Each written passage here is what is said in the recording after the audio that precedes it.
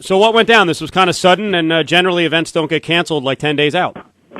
Well, it wasn't canceled. It was postponed and rescheduled. We got a call from Ben Henderson's camp letting us know that he had an injury while he was training. Went and saw the doctors, and the doctors said he needed to stop his training. So we huddled up here and talked to our TV partner in Versus and asked if it was possible to postpone it. They gave us a new date, and we felt there was a fight that everyone wanted to see. Fans wanted to see it. We wanted to see it. TV partner wanted to see it.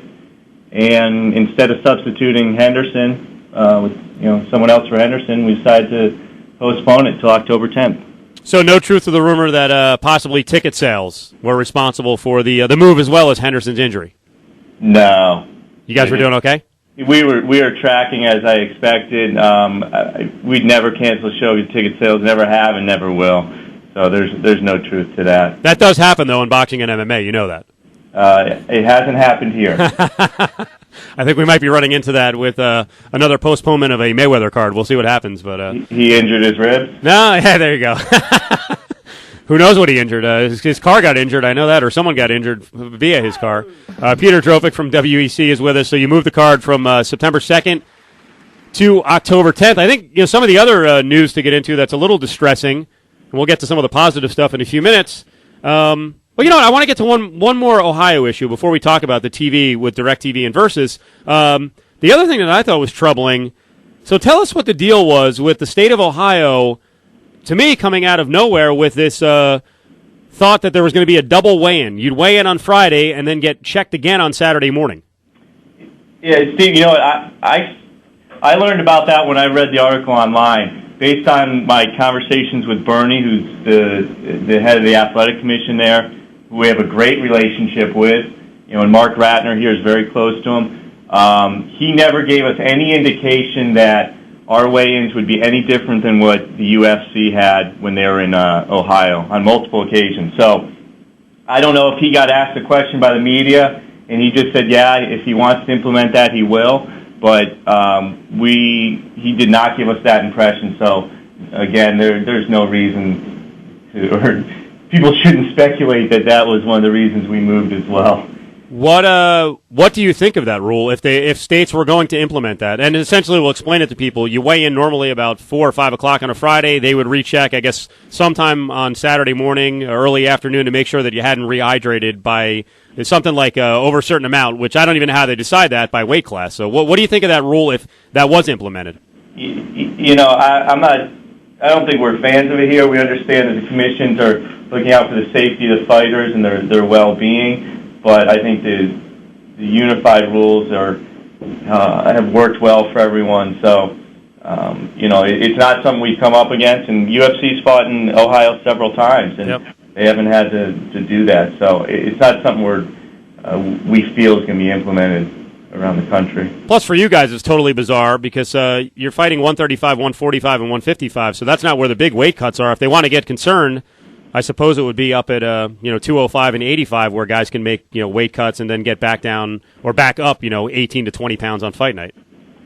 Yeah, I'm not sure our guys jump that much, so right. It probably applies to some of the higher weight classes. But again, it's and my point when I blogged about it was if you want to be someone like we'll name like a Mike Whitehead who went into a camp recently fighting 205. He weighed 285 when he was told 8 weeks out for the fight. If you want to cut 80 pounds or 20 pounds that week, to me you're not at an advantage. I think you're at a disadvantage. No, a lot of these guys you'll see that cut too much. Even when they put it back on, they aren't they're not performing at the highest level. So you guys are making major inroads. We've talked about the promotion a lot. It's Zuffa's other promotion along with UFC, and you guys feature 135, 45, and 55, and soon 125. It's Peter Dropick from WEC. And there's always a battle to get out there, get the word out, make sure you're getting TV exposure. You guys have a really good deal with Versus, but what do you think of DirecTV's thing now where they might drop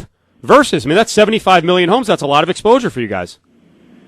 Well, if DirecTV did drop them, that's only about 14 million or so. But these negotiations and the contentious negotiations happen all the time when deals are up between a network and a carrier. Majority of the time, they're never public. You've seen a few times when they've gotten to the media, the NFL Network, Tennis Channel's in one right now, and Versus and DirecTV are in one right now. I'm in constant communication with Versus. They were not concerned. These are negotiating tactics, and we feel it's going to get worked out. And again, there was speculation that we moved the event because of the fact that contractually September 1's the cutoff between Versus and DirecTV. That is so far from the truth. It actually doesn't make any sense. Why would Versus ask us to move the event or move this program when they're in the middle of a negotiation, when the WEC is one of the cornerstone properties, it's one of the highest rated programs on their network, and fans are coming to watch it. So why would they want to take us off and then have fans, be calling up and complaining? It doesn't make any sense. They want, it doesn't help their cause. If DirecTV is going to drop them and there's no fight, fans are going to pick up the phone and start complaining to DirecTV, which hurts DirecTV's case. Before we let you go, rest of the year, you're looking at October 10th. Do you have one more card on the way? Because I do, just going through the dates in my head, there's not a lot of open weekends. So, and I don't know if you tell me, did you feel like it was a success at the gate, viewership, and media promotion-wise, going back-to-back with UFC? Absolutely. UFC was August 8th. We were August 9th. It was our first time in the new joint. The place was packed. The guys at the Hard Rock were very pleased with the event. Our ratings did well. We had outstanding fights. You saw the upset of Miguel Torres. We were pleased all around. And from a media standpoint, it's funny. We had writers writing about the fact that we weren't going to get covered. Yet it's the same guy that's written 4 articles about us. So it was pretty funny. We had too much media at the joint. We had to find new seats for them. I think it was the most media we'd ever had at a Vegas event. So we got the coverage that we normally got. So logistically, it's not necessarily ideal for us. It was something that I couldn't really avoid based on the dates I got from Versus, the available dates in Vegas. So it's not something that I necessarily want to do, but I don't think we were hurt by it. So will you have a December card, the 5th, the 12th, or the 19th? Well, we've got Saturday, October 10th, which this is going to be our first Saturday, keep in mind. So okay. We're excited about that. It's historically it's a great fight night. So from a gate standpoint and a rating standpoint, we are looking at mid-November. It's most likely going to be a Wednesday, and I think that's going to be back here in Vegas, and that's going to be Brown-Aldo. So a huge fight. And then I have another fight in December. All right, busy schedule. Which I'm looking at another weekend in December. So there's a lot coming along. We were just looking at the calendar, and it looks like we'll go from October all the way through till the summer of 2010 with a fight a month. So right, good deal. There's a lot coming along. There is a lot coming along. Hey, Peter, we appreciate it, and we'll catch up with you when the event comes around, okay? Great. Steve, Dave, thanks for your support. We appreciate it.